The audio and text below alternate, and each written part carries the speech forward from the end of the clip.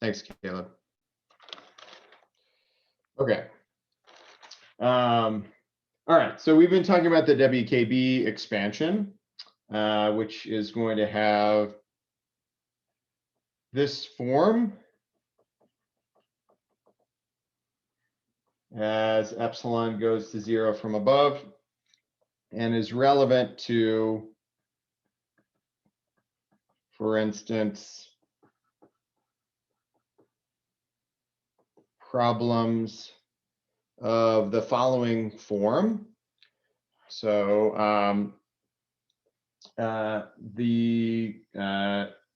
this type of equation can emerge as eigenvalue problems for the Schrodinger equation and other problems in continuum mechanics, especially when you have some sort of spatially dependent coefficients, diffusion coefficients or otherwise. And so we demonstrated this on an example where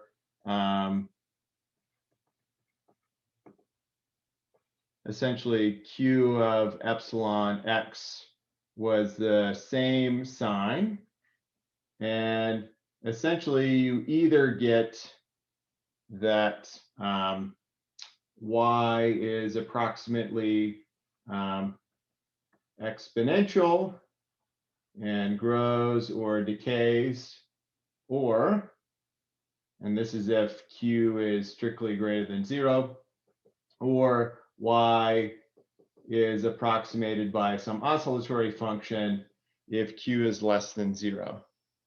And the problem that we broached on Wednesday that we'd started on was what's called the turning point problem. And the turning point problem arises when you have Q switching signs multiple times, okay? So if Q switches signs, okay, then we have an exchange between exponential and an oscillatory variation of our asymptotic solution, and we have to match, okay? Have to match at the turning points, okay? And so, for example, for a single turning point, x equals x prime, and let's say in particular where Q of x prime is negative,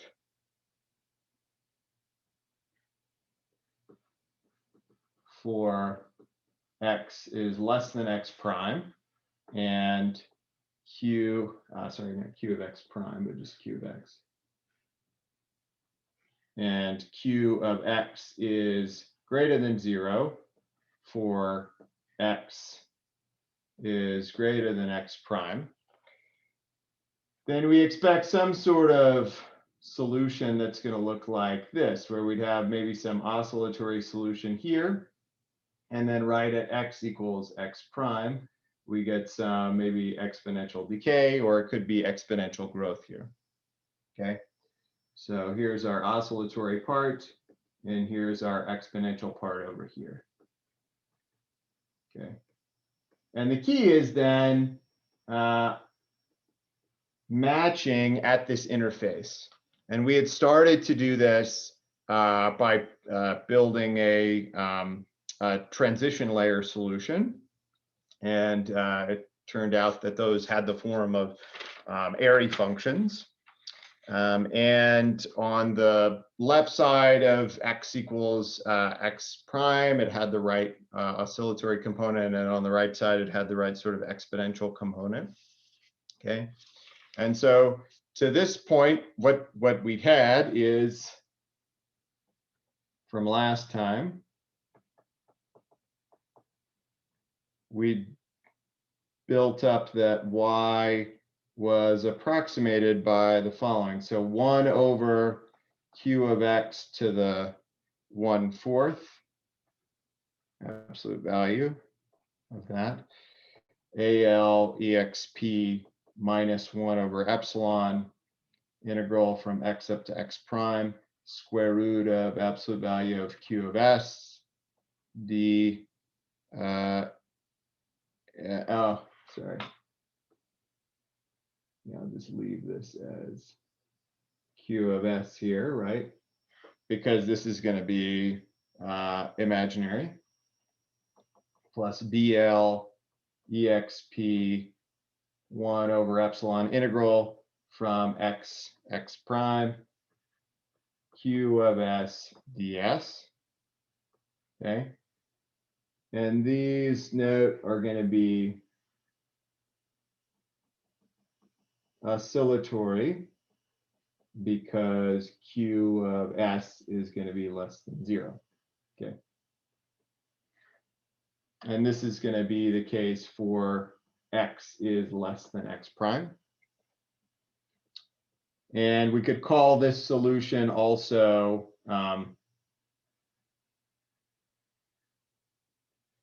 YL. And then we have the other case, which is going to be YR, where we have 1 over q of x to the 1/4 AR exp minus 1 over epsilon integral x prime up to x square root of q of s ds plus br exp of 1 over epsilon integral x prime up to x square root of q of s ds. And this thing here, right, is YR, and it applies to when x is greater than x prime. Okay. And the particular form, right, of problem that we'd chosen in this case was the problem where we'd separated out the q and the epsilon part. So in particular, we'd taken that y prime prime, and then epsilon squared out front minus q of x, y is equal to 0 in this case. Okay. All right. And yeah, and I think we'd fix the domain on the unit interval. And we'd assumed essentially that q has one simple 0 at x equals x prime, such that q prime of x prime is greater than 0. Okay. So for instance, we just have, here's our q here, and it's crossing above right here at x prime. Okay. And it's negative to the left, and it's positive to the right. Okay. So we'd plugged in our WKB expansion. We'd expanded, we'd identified the orders of epsilon equation, and we'd solve those. And then we get our nice WKB solution in this case. And then we'd been looking at the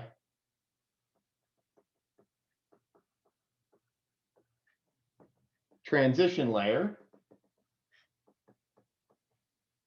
right around this crossing point. So where x tilde equals x minus x prime over epsilon to the beta.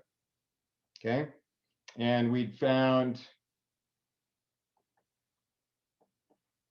that to balance, we had to take beta equals 2/3. Okay. And in that case, once we plugged in that transition layer variable, we gotten Airy functions as solutions. Okay.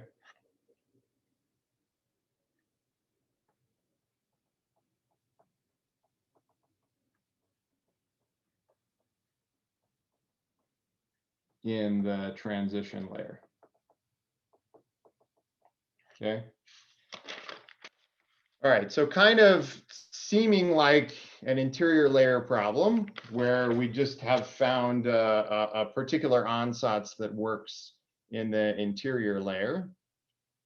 And in particular, in this transition layer, we have that y0 x tilde is equal to a times the standard area function ai of q prime x prime to the 1/3 times x tilde plus b times bi q prime x prime to the 1/3 times x tilde. Okay. And that's in the case where we take the inner solution to be the one defined on this transition layer variable in this case. Okay, so y is approximated by some epsilon to the gamma times y0 x tilde plus some higher order terms. Okay, so the point is that we can get some transition layer solution, and now we're going to have 6 undetermined coefficients. Okay, a, b, a, l, bl, ar, and br. Okay, and if we introduce a further intermediate variable now,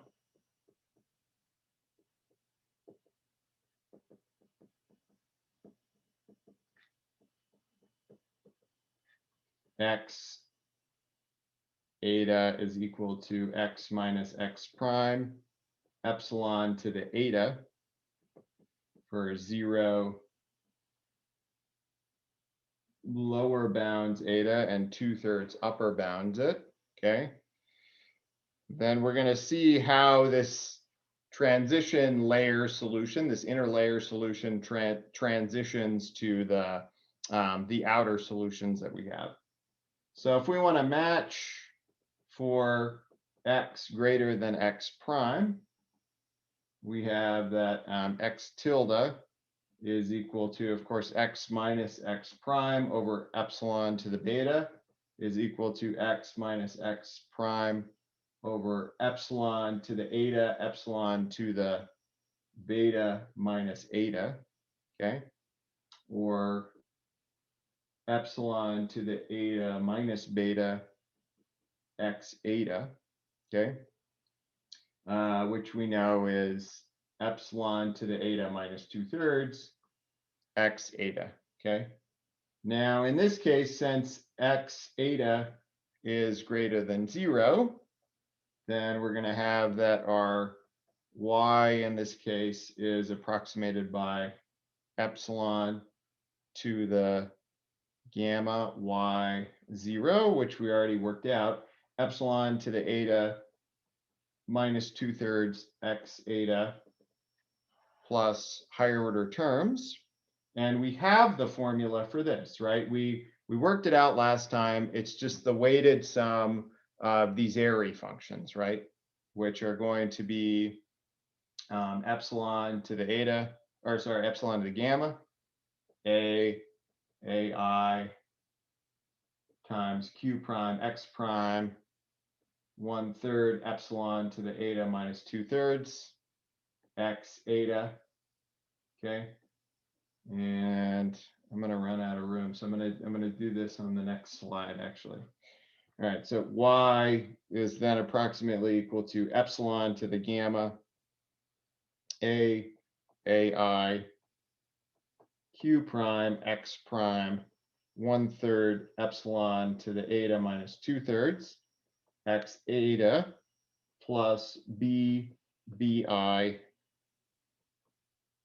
q prime x prime to the 1/3 epsilon to the eta minus 2/3 x eta plus and so on. Okay, clean that up a bit. Okay. All right, so if we just assign this to be some variable which we'll call r in this case, call that r, then we can write this as epsilon to the gamma times ai r plus bi r plus higher order terms.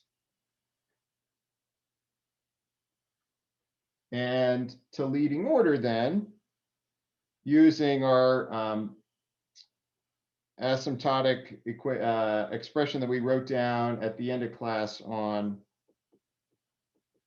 Wednesday,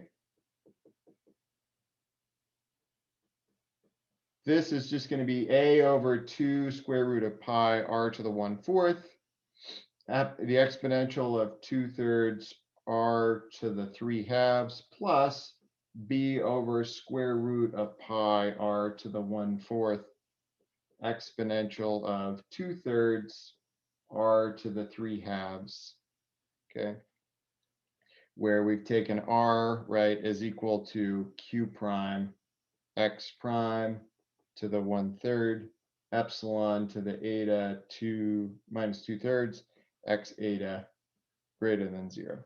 Okay, and note, right, the last line follows from these Airy and Berry function asymptotics. All right, so why are we doing all this? Okay, essentially we need to figure out how to match these little a's and b's to the outer solution coefficients, okay? Because we get some scaling that happens as we approach this turning point, and we can only kind of dissect it in these intermediate variables, okay? And so if I write out just the integral that appears in the outer solution, right? This integral, okay? I can approximate it in my transition layer or intermediate variable, I guess I should say, as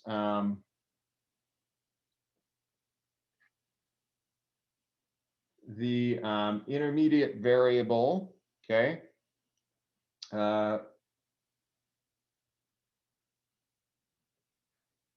x eta scaled by epsilon to the eta.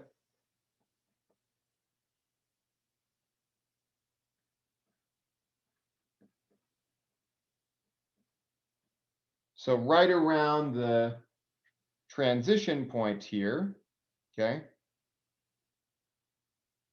I get that this is equal to the square root of q prime x prime, right? So this here should just be x prime, okay? And I just integrate then this part here, which is going to give me 2/3 s minus x prime to the 3/2, now evaluated in this intermediate layer region, x prime plus epsilon to the eta x eta, which can be approximated to leading order by 2/3 square root of q prime x prime epsilon to the eta x eta 3/2, or in terms of r, I just have 2/3 epsilon r to the 3/2, okay? I also need to know how to approximate q of x to the minus 1/4, right? Which also appears in my expression, okay, for yr here that I'm trying to match to. And right around that transition layer, I have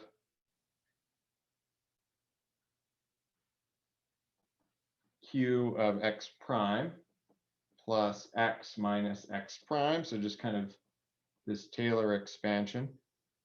Q prime of X prime to the minus 1/4, which I can write in terms of the intermediate variable as epsilon to the eta, X eta, Q prime, X prime to the minus 1/4, okay?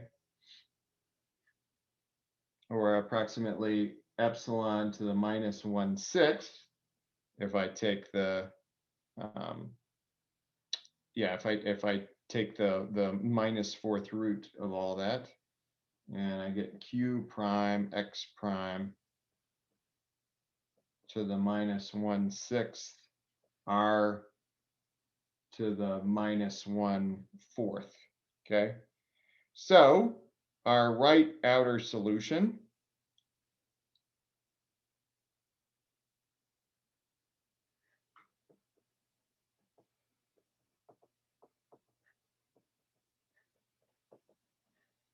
is going to be YR is approximately epsilon to the minus 1/6 divided by Q prime X prime to the 1/6 R to the 1/4 AR EXP minus 2/3 R to the 3/2 plus BR EXP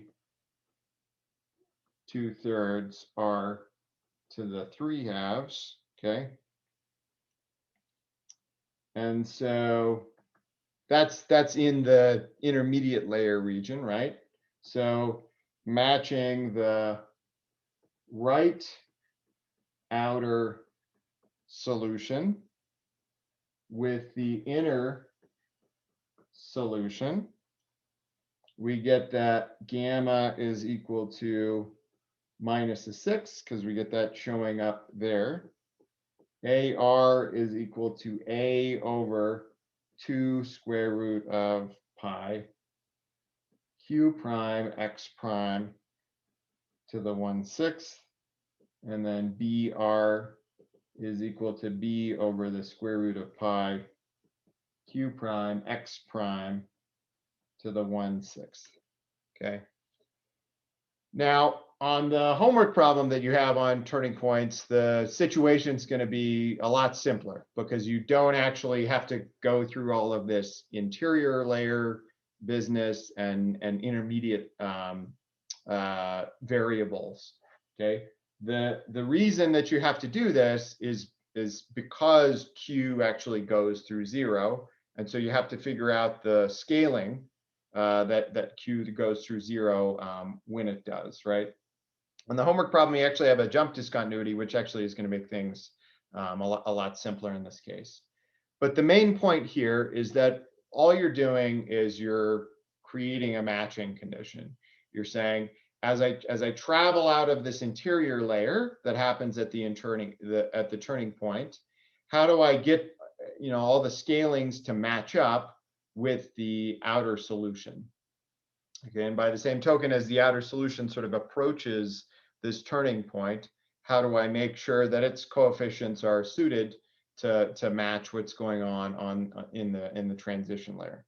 Okay, and so that's what happens on the right hand side, is that you get this scaling law, okay, for the size of the coefficient, okay, out in front of your right outer solution here, okay, and then you also get relationships between the coefficients of each of these exponentials and the coefficients of those exponentials as they appear in the transition layer solution. Okay. The last thing you have to do is just work this out for the left-hand side where you have the oscillatory solution, and then you're done. Okay. So it's a lot of sort of lengthy and sort of complicated calculation, but to not lose the forest for the trees, the idea is that you're just trying to match coefficients. And that involves computing some integrals and doing that basically asymptotically to leading order to get things that are simple enough that you can match them up. Okay. So, okay, so fine. So what's next is matching for, whoops, other way around. X is less than X prime, okay? And in this case, your intermediate variable is going to be less than 0, okay? So here, your inner solution, you're going to get y is, to leading order, it's epsilon to the gamma, a, ai, of r, b, bi of r, using that same change of variables that we used on the right-hand side.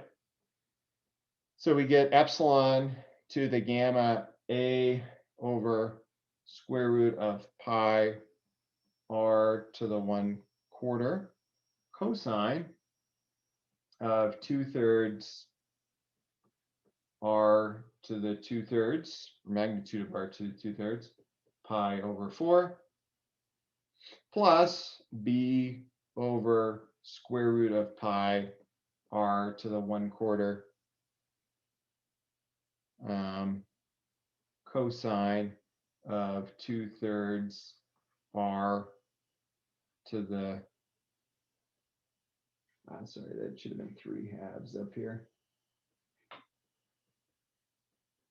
r to the 3/2 plus pi over 4. Okay. All right. So so this is your leading order asymptotic approximation of just these Airy functions. Okay. And we're going to use that cosine of theta is equal to e to the I theta plus e to the minus I theta over 2.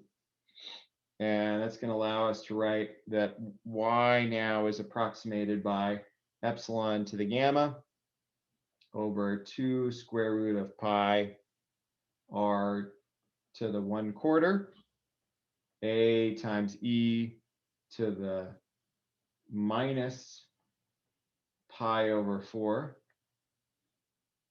plus b e to the I pi over 4 e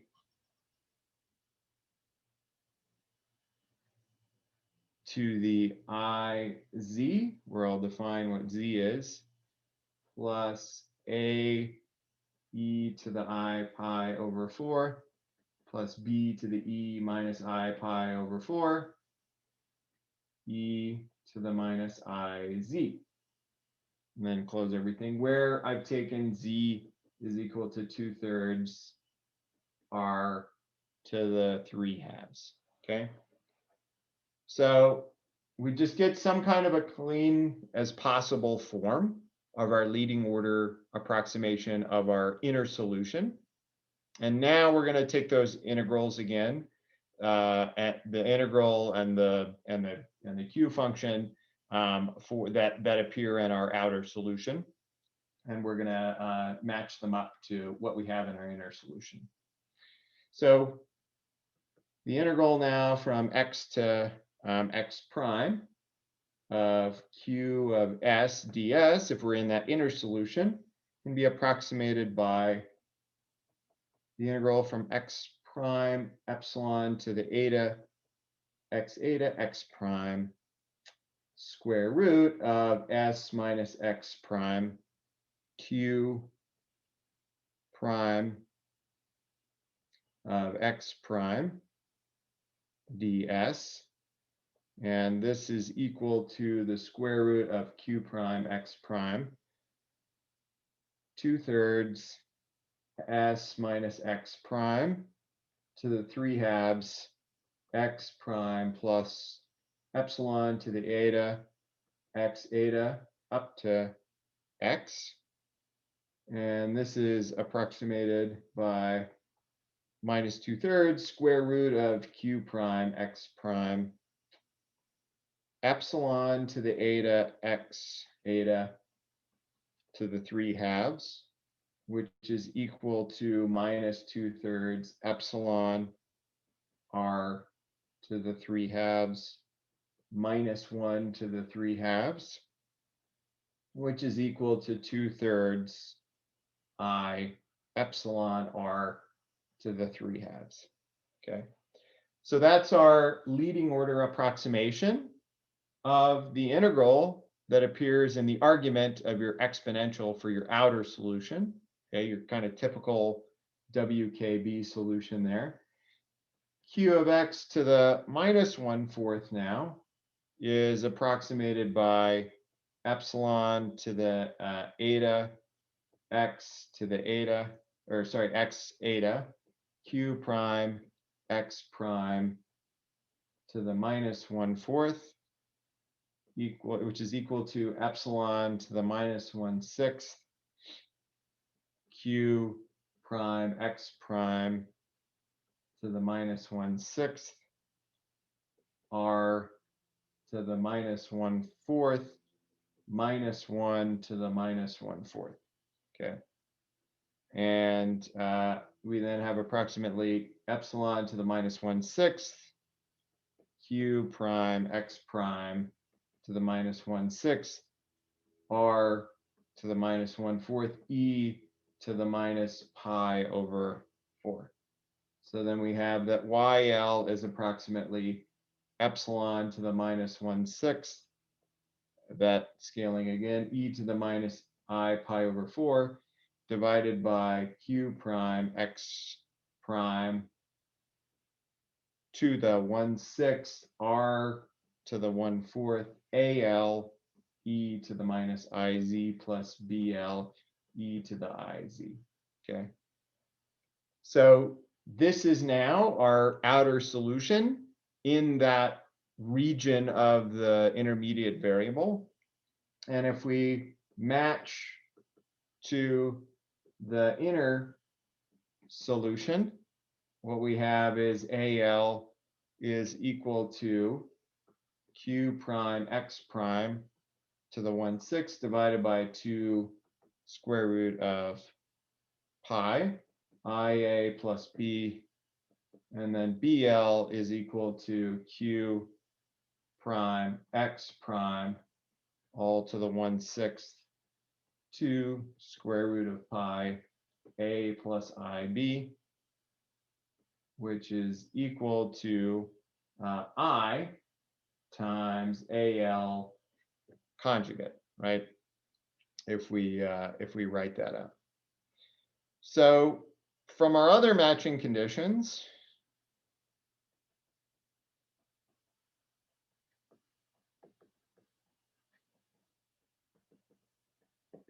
we can put those together now with this matching condition, and we end up with that AL is equal to IAR plus BR over 2, and then BL is equal to AR plus I over 2 BR. Okay, so you see what happens here. We did all this work to sort of build this interior layer solution. Okay, but it's really in service of creating a matching condition just between the right and the left halves. Okay, because now we can get these coefficients on the right and the left solution to match up properly. Okay, but we had to go through that interior layer solution in order to do that. Okay, so we have this like 2x2 linear system that sort of maps AR to and BR to AL and BL. Okay, so we can write it as AL BL is equal to I1 1/2 1/2 AR BR. Okay, and since we assumed that Q of X is less than 0 for X is less than X prime, we have that Q of X minus 1/4 is equal to e to the minus I pi over 4 times q of x minus 1/4 for x minus is less than x prime. And we also have that the integral from x up to x prime square root of qs ds is equal to I integral from x up to x prime square root of q of s absolute value ds. Okay. So, okay, y is equal to, or approximated by, I guess,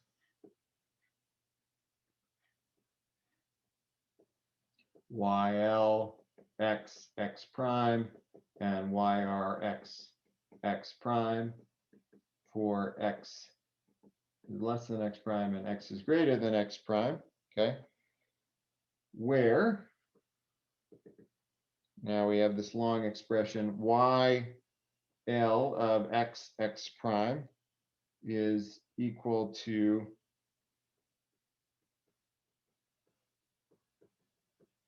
this 1 over q of x to the 1/4 absolute value. And now we have just everything in terms of the right coefficients, okay?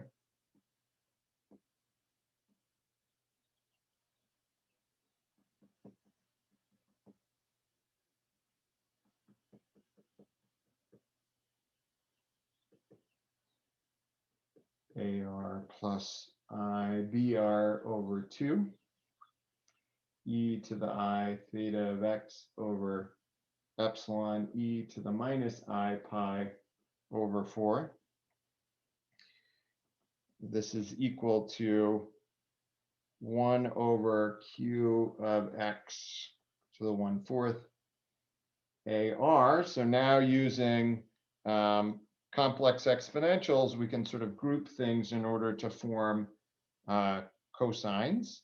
So AR e to the minus I theta of x over epsilon e to the I pi over 4 plus e to the I theta of x over epsilon e to the minus I pi over 4 plus BR over 2 e to the minus I theta of x over epsilon e to the minus I pi over 4 plus e to the I theta of x over epsilon e to the I pi over 4.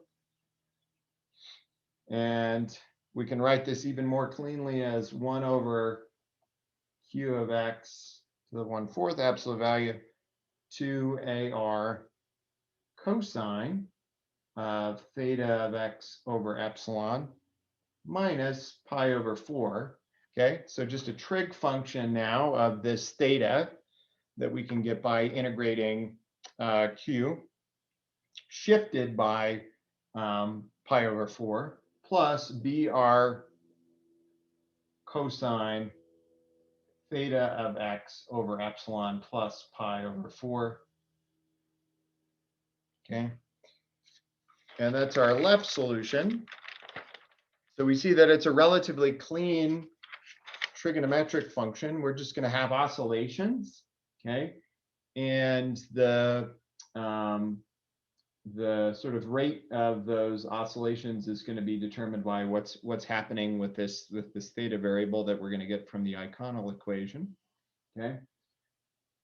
And YR of x prime is going to be equal to 1 over q of x to the 1/4 AR e to the, I'll introduce this function kappa e to the minus kappa over epsilon plus BR e to the kappa of x over epsilon. Theta of x is equal to integral from x to x prime square root of q of s ds absolute value. K kappa of x is equal to x prime up to x square root of absolute value of Q of S. Okay. All right. So so we've matched up our solution, right? And we actually have some fairly simple coefficients. We still haven't incorporated the boundary conditions that we might have in this problem. Okay. And if we did, right, we have two coefficients. We could satisfy the boundary conditions, let's say, with those coefficients. Okay. So I'll just finish off with an example where we plug a specific function into this. So we'll see what kind of functions we get in this case. So for example, if we consider Q of X is equal to X times 2 minus X, okay, where in particular we'll take X to live between -1 and 1, okay? So this is like, the function 2x minus x squared. And so in this case, right, when x is equal to -1, you're going to have -2 minus 1. So you're going to have -3. When x is equal to 1, you're going to have +1 in this case. So then there's some crossing point in between, which happens at 0. Okay. So you have some function that kind of looks like this, right? Here's your Q function as a function of x. And then here's your crossing point, right? This is where x equals 0. You have your turning point. Okay. And in that case, Q prime of 0 is going to equal 2, which is greater than 0, which is the situation that we had in the general case that we just worked out. So now we are perfectly fine actually just to plug into these formulas that we've derived.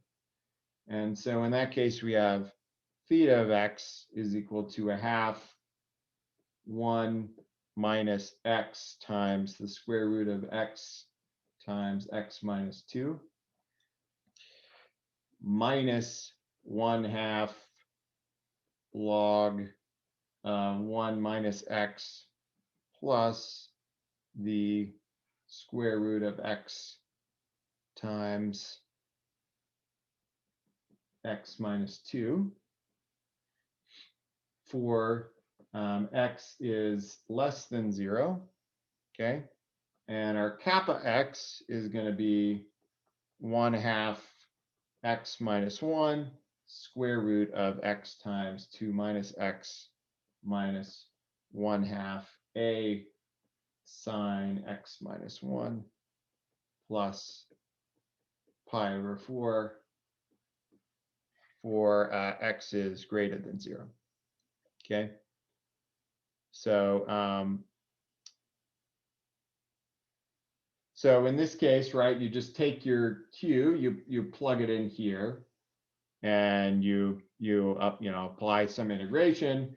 Obviously, in this case, you're going to have to do some a couple of substitution rules in order to get this. Okay, but we can get explicit formulas for these particular functions that then will appear in your right and left solutions. Okay, and your right solution is going to be exponential, and your left solution is going to be oscillatory in this case. Okay. The last thing I want to say, and then I'm done, is you can also consider the opposite case in which Q prime of x prime is less than 0. In that case, you don't have to do this all over again. You can just make a change of variables, in particular that z is equal to x prime minus x. Okay, so in this case, AL BL is equal to I over 2 1 1/2 I AR BR. And then it's just that your left solution is now the exponential one, and your right solution is the oscillatory one. Okay. AL e to the theta of x over epsilon plus BL e to the minus theta of x over epsilon. Okay. And YR is equal to 1 over Q of x to the 1/4 2BL cosine of kappa x over epsilon minus pi over 4 plus AL cosine of kappa x over epsilon plus pi over 4. Okay. All right. So there, right, you have, let's say, some x equals x prime here, right? Here's your Q is actually, this is your Q here, okay? And so your Y here then is going to be exponential, and then when you get here, you start oscillating, okay? So you have oscillations over here for Y, and exponential variation over here on the left, okay? Now, in the homework, all you're going to do really is build up these matching conditions in the case of a jump discontinuity. For that, you just need the left and right solutions. You don't need to incorporate any sort of interior solution. And you should find that you're able to, generate those matching conditions in that case of a jump, rather than Q being a smooth function. All right. Any questions about the turning point method? So if we did want to incorporate that interior layer, would we just specify some arbitrary cutoff to make it piecewise, or? Yeah, so the whole point of building the interior layer is just to get this is really just to get this matching condition here, right? This this matching condition for your coefficient, right? If you wanted to treat this as like an interior layer problem, then really it's at next order that you would have the interior layer actually mattering for your solution. So then you can just use the interior layer methods that you've learned before and create some sort of a composite solution, right? Where you kind of know where the solution's going to cross through, right? And you're almost just sort of smoothing out that transition by incorporating the interior layer. So it may just be that it kind of behaves like a corner layer, but sort of one that handles your higher order derivatives or something like that.